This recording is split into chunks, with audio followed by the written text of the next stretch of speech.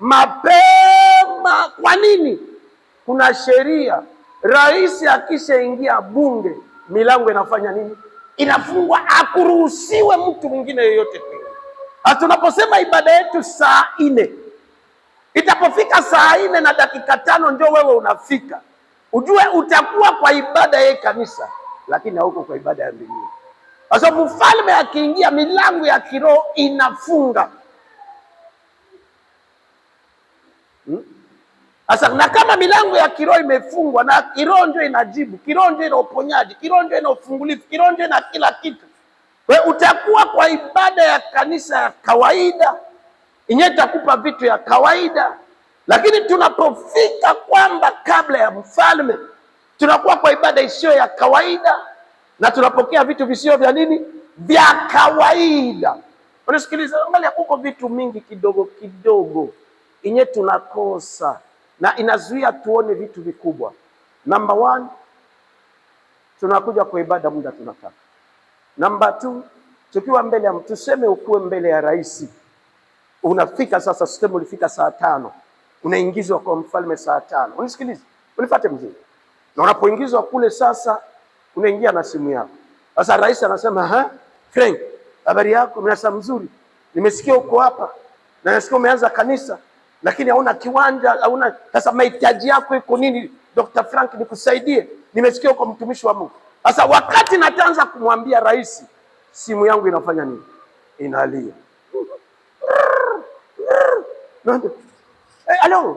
Hello. Nakwambia utafukuzwa.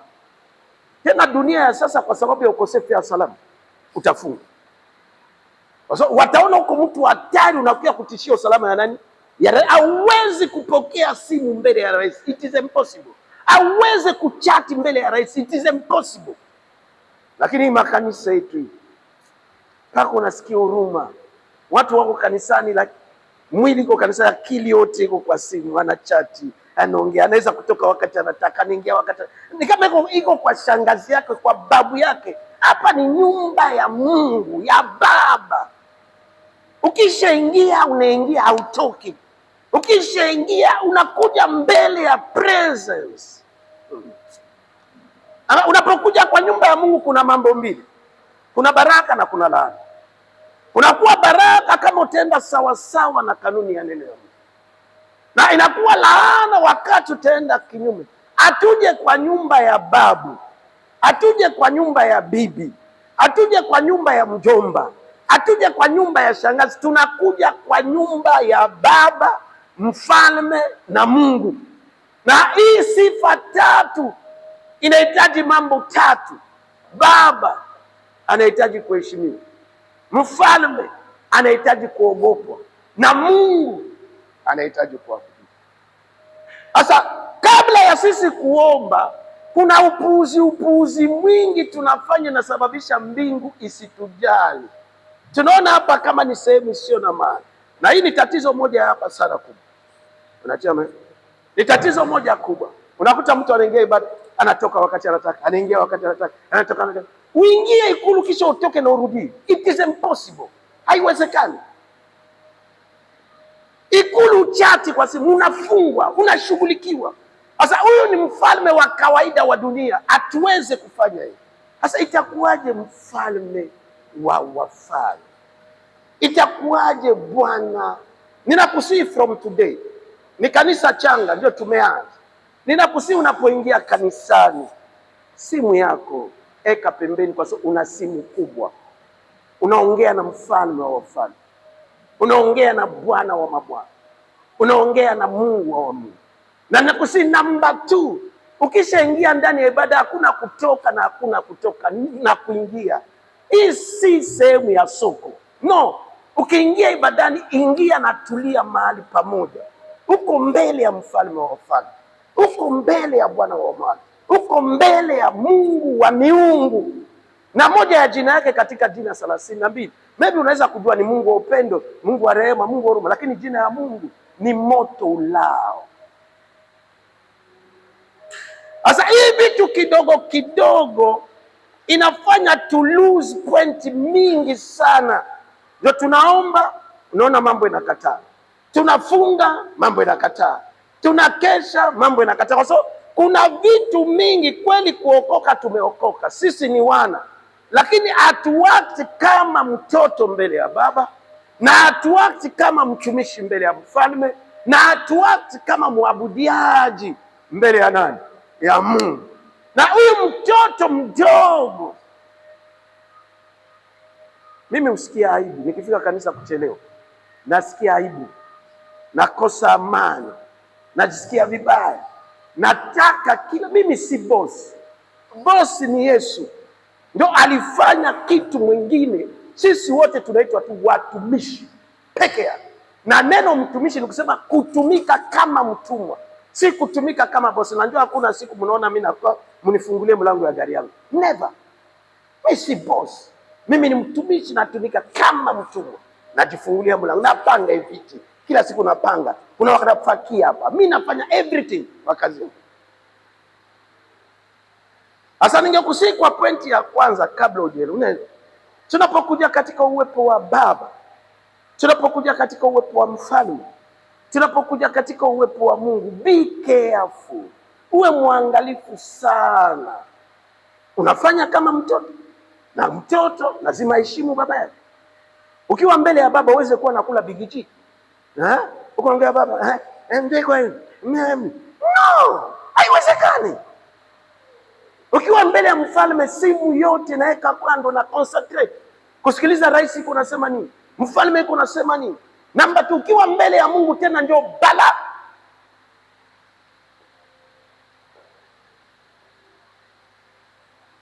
Asa tunasema kwa mtoto mdogo huweza kupata kila kitu. Tunapoenda mbele ya uwepo wa Baba tunapata vitu tatu. Tunapata sehemu ya mali inayotuangukia. Kabla ya Mungu kutuleta hapa duniani, Mungu hakutuleta kama kuku, Mungu hakutuleta kama mbuzi. Mungu aliandaa kila kitu kwanza. Mashamba yetu, magari yetu, manyumba yetu, wake zetu, watoto wetu, waume zetu, akawatayarisha before mtu akuje. Na mtu alipokuja, anapofika duniani, anakuja kuchukua sehemu ya mali imekuangukia. Unapolala njaa, mbinguni kuna waumiza, kwa sababu kuna sehemu yako ya mali. Unapotembea kwa miguu, mbinguni kuna waumiza, kwa sababu kuna sehemu yako ya magari. Unapokuwa napangisha nyumba, uzalio unapangisha mpaka ukufe upangishe, mbinguni kuna waumiza, kwa sababu kuna sehemu yako ya mashamba. Lakini kusudi tupate sehemu ya mali, namba 1, lazima twende kwa uwepo wa Bwana. Namba 2, alipoenda katika uwepo wa Bwana, unisikilize, nakwambia kusiwe na kitu kinakuzuia kukosekana katika uwepo wa Mungu. Na chochote kile kinakuzuia kukosekana katika uwepo wa Mungu, wakati utakuwa na shida, Mungu atakwambia kile kitu kikusaidia. Watu walio na tabia, watu walio na mazoea ya kupatikana katika uwepo wa Mungu, ndio inadhibitisha kiasi gani wanampenda Mungu. Na watu wasio na tabia, watu wasio na mazoea ya kupatikana katika uwepo wa Mungu, inadhibitisha tu kiasi gani kuna kitu kingine kile wanakipenda kumzidi nani? Mungu. Soma andiko yetu ya leo, Luka sura yake ya 14 mstari wake wa 15 mpaka 20. Kitabu ya Daktari Luka sura yake ya 14 15 mpaka 20. Tutasimama tusome neno la Mungu.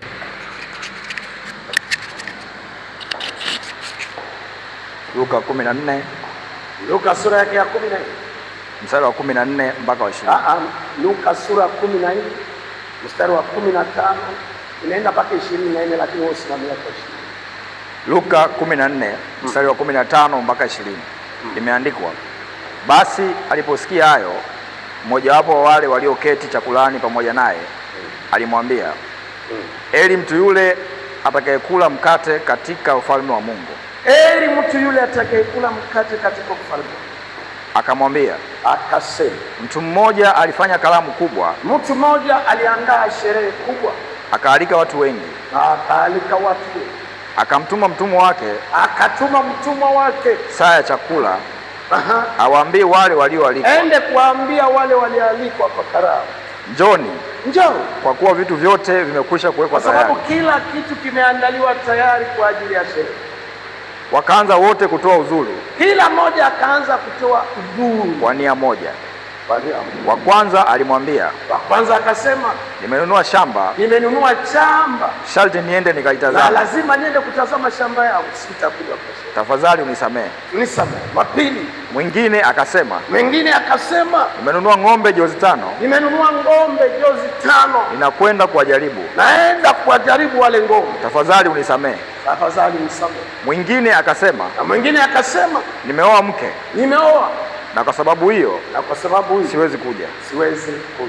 Wewe utaandika mpaka 24 ndio utende hiyo story mpaka tulia. Mahali tumetoka kusoma maandiko matakatifu. Yesu hiyo siku alikuwa anafundisha kwa mifano. Nikwambia mafundisho ya Yesu 50% alikuwa anafundisha kwa mifano. Lakini mifano ya Yesu ilikuwa mifano hai ya vitu vinawezekana. Sasa alikuwa anasema ukialikwa kwa sherehe, alikuwa na problem ya watu wanaitwa Mafarisayo. Mfarisayo alipokuwa naalikwa mahali hakuwa anataka kukaa nyuma, yeye alikuwa anataka kukaa mbele. Sasa hiyo jambo ilikuwa inamkera Yesu. Yesu akasema ukialikwa kwa sherehe, usiende kukaa kiti ya mbele kama yule aliyekualika hajakupatia hiyo kiti ya mbele. Kusudi atapokuja akwambie utoke pale, hii nafasi haikufaa, inafaa mtu mwingine. Anasema itakuwa aibu kwako. Ingekuwa vizuri unaalikwa kaa kiti cha nyuma, kisha mwenye sherehe akupeleke kiti cha nini? Cha mbele, itakuwa nini? Heshima kwako.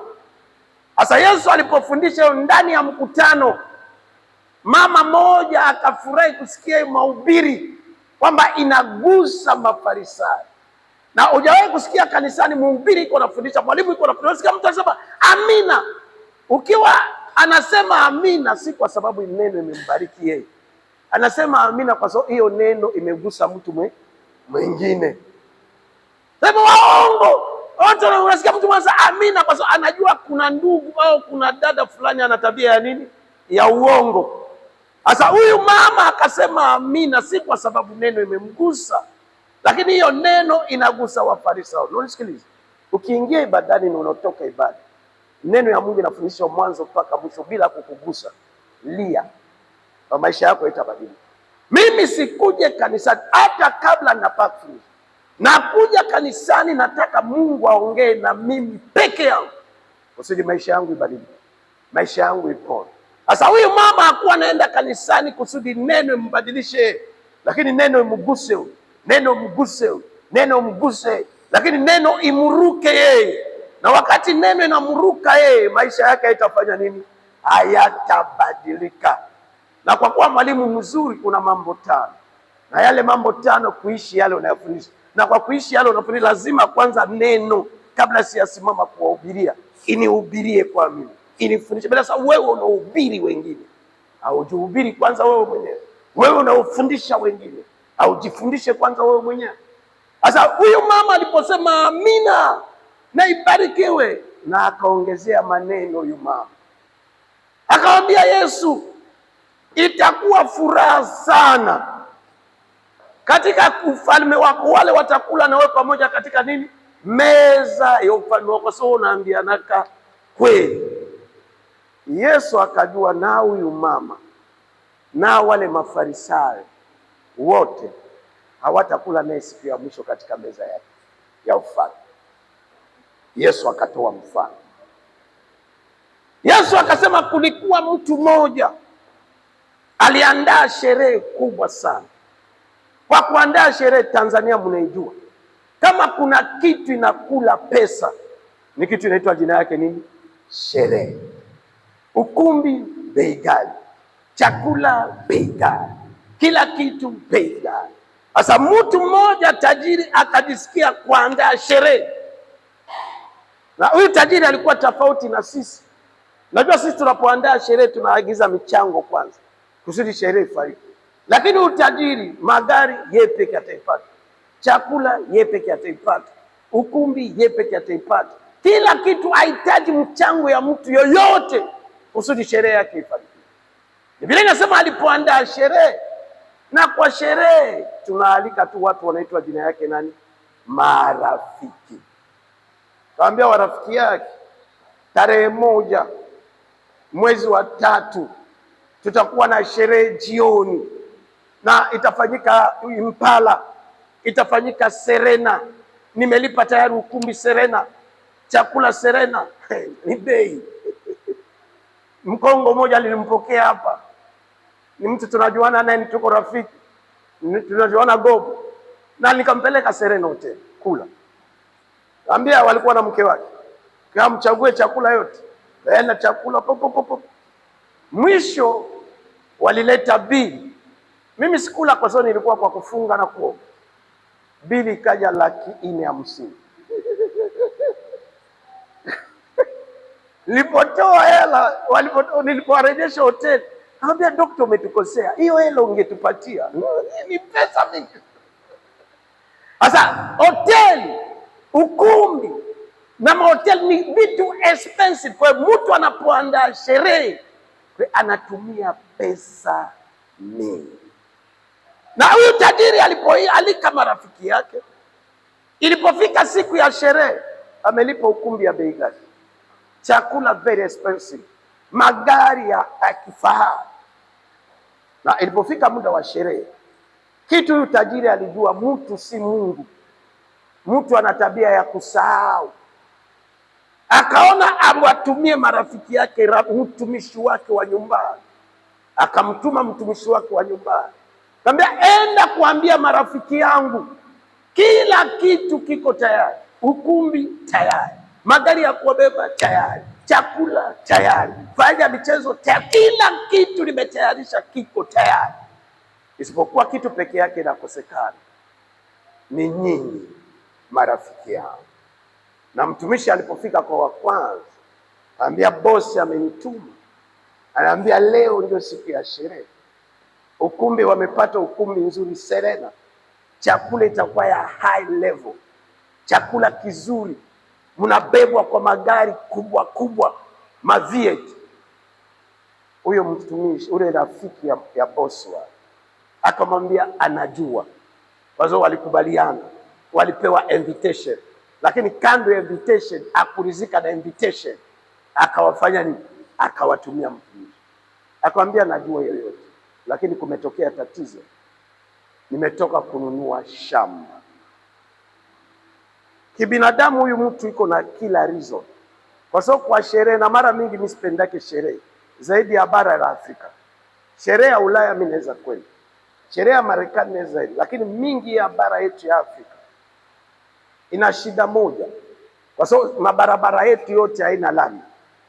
Uko ndani ile, mnaenda kwa sherehe, mnakula tumbo inavimba, sherehe inavimbisha tumbo tu peke yake. Uko ndani ile. Sasa mnaporudia kwa magari, mabarabara yenyewe haina adabu, mnarukaruka na magari, unafika kwako tumbo pia hamna kitu chochote, ni kama umeenda kupoteza nini wakati. Sasa huyu mtu akajua kwa sherehe, kama ataenda kwa sherehe atakula nyama, atakula kuku, atakula hiki, atakula, lakini hii ni kitu ya siku moja. Lakini amenunua shamba, kama ataenda kwa shamba atapata chakula, atapata pesa, atapata maendeleo. Na kibinadamu mtu ana balance, unaangalia wapi kuna faida na wapi hakuna nini faida. Na huyu mtu akabalance, akamwambia wende umwambie rafiki yangu ningekuja, lakini problem inatoka hapa, kuna sehemu kuna faida, nimenunua shamba na lazima niende kuangalia hiyo shamba. Kama nitafanya ukulima, niende kuangalia hiyo shamba. Kama nitajenga plot, niende kuangalia hiyo shamba. Kama nitafanya estate, niende kuangalia hiyo shamba. Mwambie anisamehe. Alikuwa na uzuru, alikuwa na sababu halisi ya kukosekana kwa sherehe ya rafiki yake. Akenda kwa wapili akamwambia, nimetoka kununua ng'ombe jozi 5. Kwa hivyo ng'ombe 10. Ng'ombe inaleta maziwa, ng'ombe naleta nyama, ng'ombe naleta kila kitu, ng'ombe. Lakini kwa sherehe ni kuzivimbisha tu. Kaambia pia sitakuja. Hawa wawili wa kwanza hawana sapoti ya neno ya Mungu, lakini huyu watatu ana sapoti ya neno ya Mungu. Akaenda kwa watatu akamwambia, nimetoka kuoa. Na Biblia inasema kama mwanajeshi ametoka kuoa, katika Kumbukumbu ya Torati, hata vita ikiwa kwa nchi, huyo mwanajeshi haruhusiwe kwenda kupigana vita, kwa sababu atakufa haraka. Akili yake iko namfikiria nani? Mke wake. Kama nimetoka kuoa. Unajua uchumba ya Kikristo mnaangalia naka inakuwa na kiroho sana.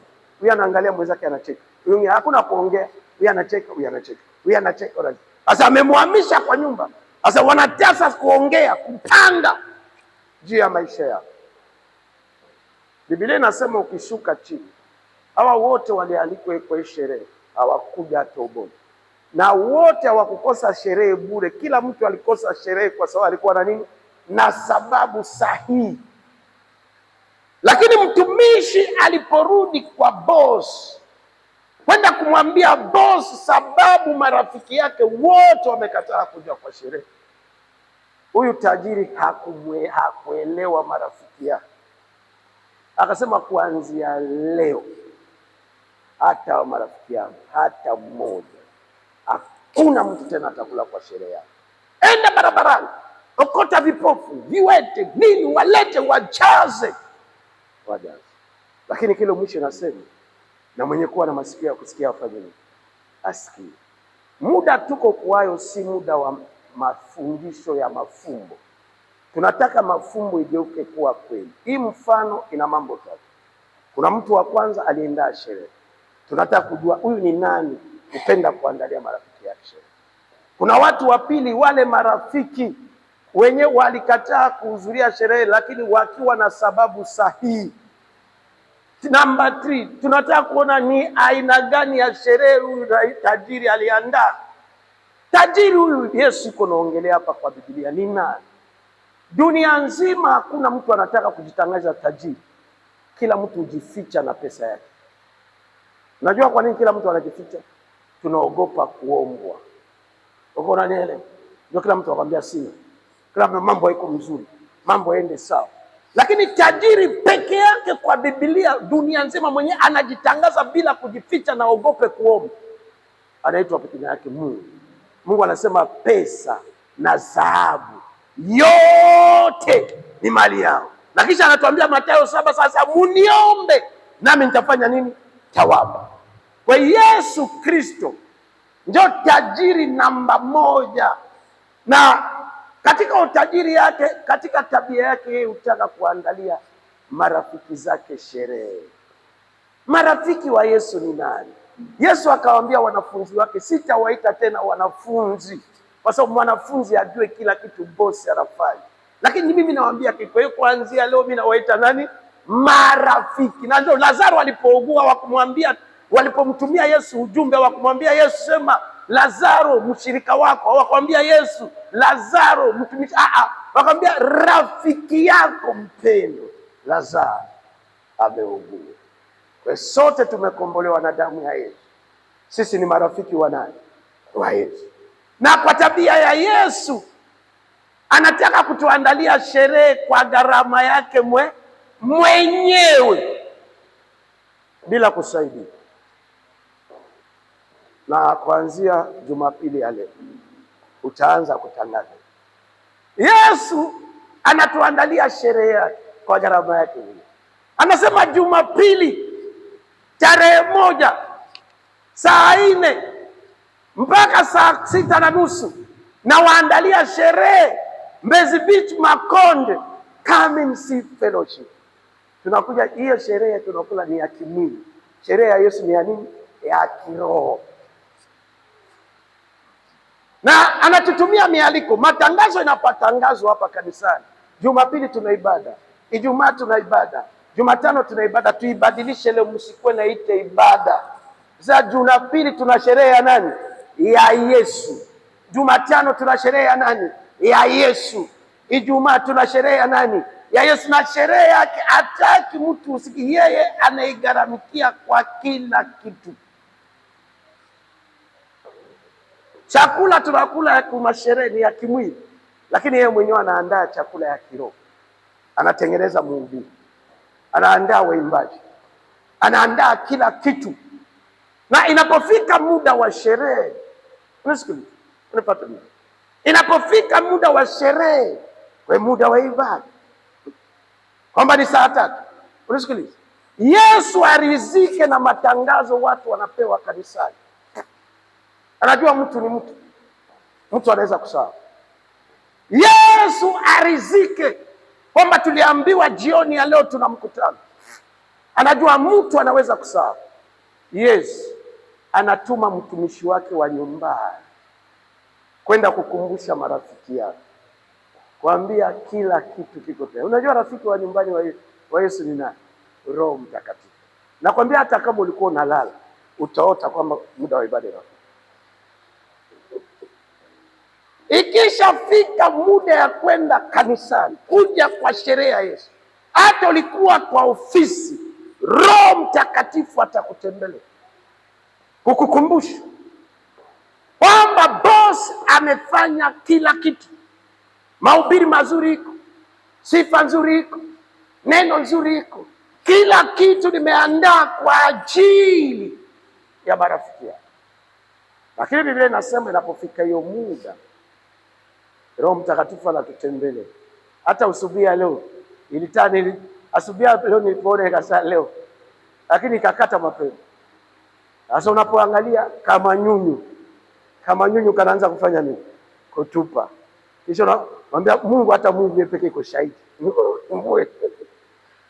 Ukiona mtu anakosa ibada, hakuna mtu anakosa ibada bila sababu, haiko. Lakini hiyo masababu yetu yote kwa macho ya binadamu ni nzuri, na utapomwambia mchungaji atakuelewa, lakini mbingu haitakuelewa. So hawa wote waliokosa kuhudhuria hii sherehe, hawakukosa kuhudhuria sherehe bure, walikuwa na sababu. Wa kwanza alinunua shamba, wa pili alinunua ngombe, wa tatu alitoka kwa na bali bosi hawaelewe. Unasikiliza? Niko nakwambia kupenda kitu inadhibitisha unapenda Mungu ni kutamani kupatikana katika uwepo wake. Una cancel kila kitu kwa sababu unampenda.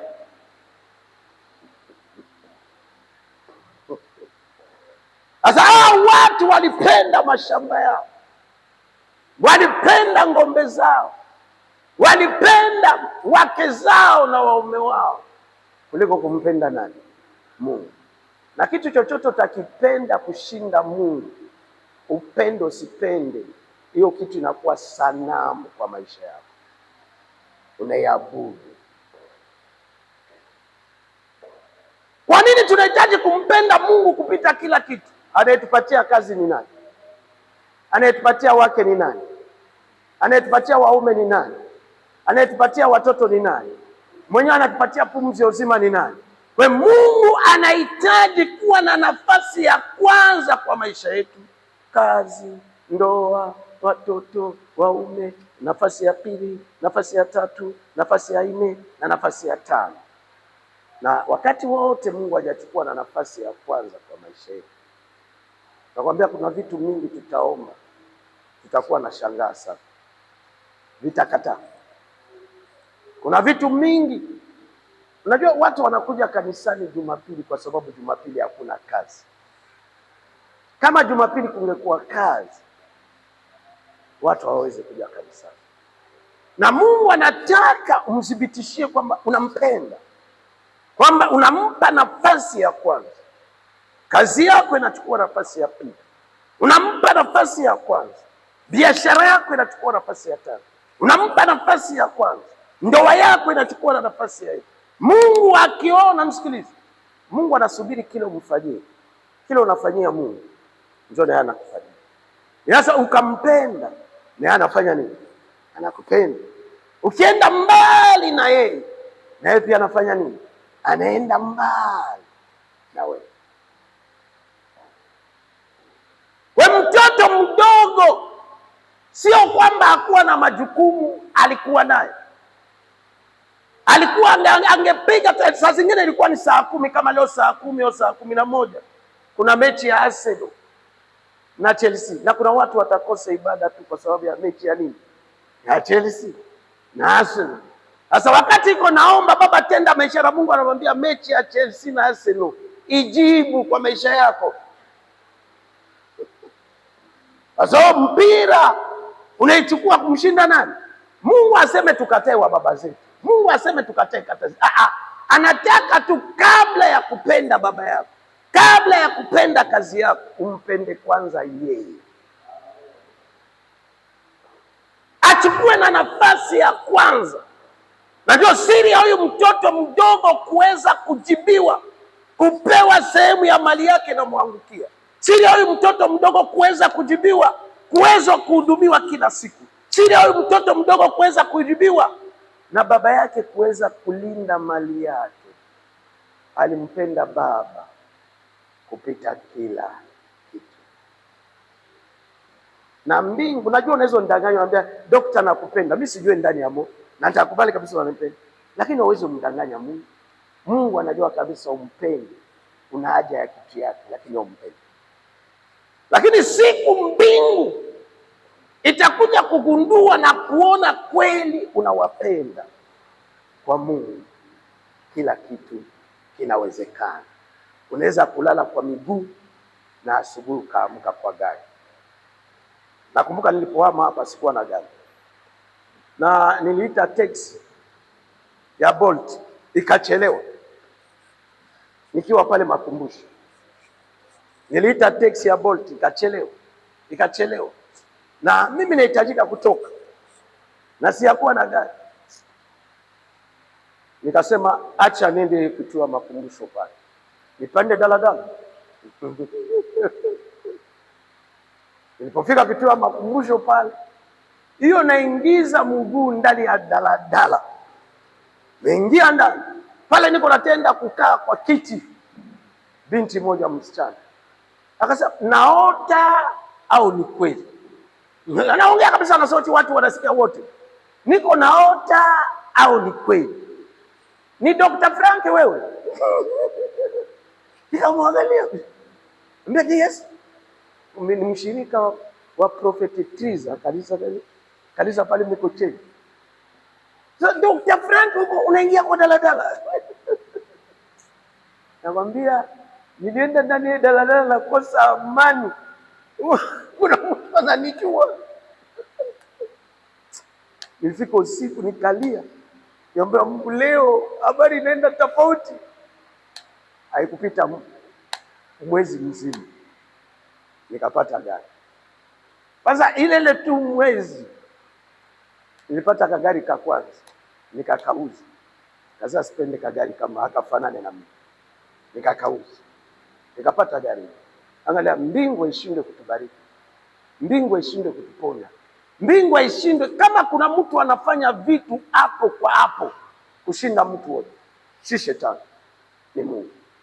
Lakini tu watoto wa Mungu ndio awaheshimu sana kanuni ya Mungu.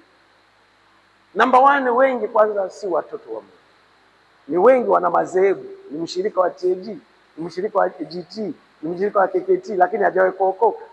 Lakini namba 2, hata wale wanaokoka hawako serious, hawaheshimu kanuni ya Mungu. Kwamba wanapokuja nyumbani mwa baba hawajue kwamba ni baba. Baba wa kimwili, acha hii digital. Wakati wetu kama ulikuwa unahitaji unatenda kuambia baba. Nakwambia unakuwa na maswali mingi, nitafikaje mbele ya uwepo wake? Unapofika mikono inarudi wapi? Nyuma. Na unashindwa, unajikuta wakati bado unashindwa. Unaenda kumwambia mama. Kwa sababu mtoto anahitaji kuheshimu baba. Lakini hao wanakuja kanisani, wanakuja mbele. Hii ni nyumba ya baba. Haitwe nyumba ya mtu, lakini inaitwa nyumba ya nani?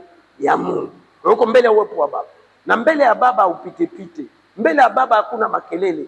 Angalia mtu tu mwenzako wa kawaida, unisikilize tu. Mwenzako sahihi. Tuseme huko unaongea na mwenzako kisha uko na chat kwa simu. Utafurahi au utafurahi? Utaona kama hakujali. Utaambia acha kwanza tuongee. uko tuongee, unisikilize, unifate. Sasa kama mtu tu aweze kufurahi kuona huko naongea naye ukiwa na chat, anaona kama unampuuza, itakuwaje Baba? Itakuwaje Mfalme wa wafalme? Itakuwaje Bwana wa mabwana na Mungu wa miungu? Mungu anataka unapokuja hapa, angalia, hii siku sio siku yako. Mungu amekupa siku 6 na siku ya 7 ni siku yake ya Sabato, siku ya kupumzika. Ni siku katika Agano la Kale hakukuwa nafanywa chochote. Mnasahau, na ndio walikuwa napiga, wanatengeneza chakula ya siku ngapi? 2. Chakula inapigwa Jumamosi, kila kitu inashughulikiwa Jumamosi, kwa sababu watapoenda kanisani kwenda, kwa sababu Mungu amewapa siku 6 na siku ya 7 kwenda kudhihirisha kwamba wanampenda. Wanampenda kwa nini? Kwa sababu amewabariki. Wanampenda kwa nini? Kwa sababu wanawalinda. Wanampenda kwa nini? Kwa sababu hapa kazi. Sasa kwa kudhihirisha upendo yao, Jumapili yote, kwa Agano la Kale ilikuwa Jumamosi, hawafanye kazi yoyote, wako mbele ya uwepo wa Mungu, wanasifu, wanashuhudia, wanaabudu. Lakini yetu tuko hapa, lakini akili iko fasi fulani, kwa hiyo unataka kukimbia mbio. Mwili iko hapa, lakini akili iko fasi fulani, unataka kukimbia mbio. Uko hapa na uko hapa. Lakini Mungu anataka umdhihirishe, muoneshe upendo. Alikupenda kwanza, na kama alitupenda kwanza, na sisi pia tumrudishie upendo, tumuoneshe kweli yeye ndio ametubariki. Mungu alikuwa na uwezo wa kukuumba nyama na Jumapili ya leo uliwe. Mungu alikuwa na uwezo wa kuumba sisimizi, na nikiwa natembea hapa sisimizi na kanyaka ukufa. Akakuumba mtu, amekupatia akili, anakupatia uwezo wa kutawala kila kitu. Sasa katika kuona tu hiyo, tulikuwa na sababu ya kutamani kuonesha upendo, na kupenda ni kutaka kupatikana mbele ya nani?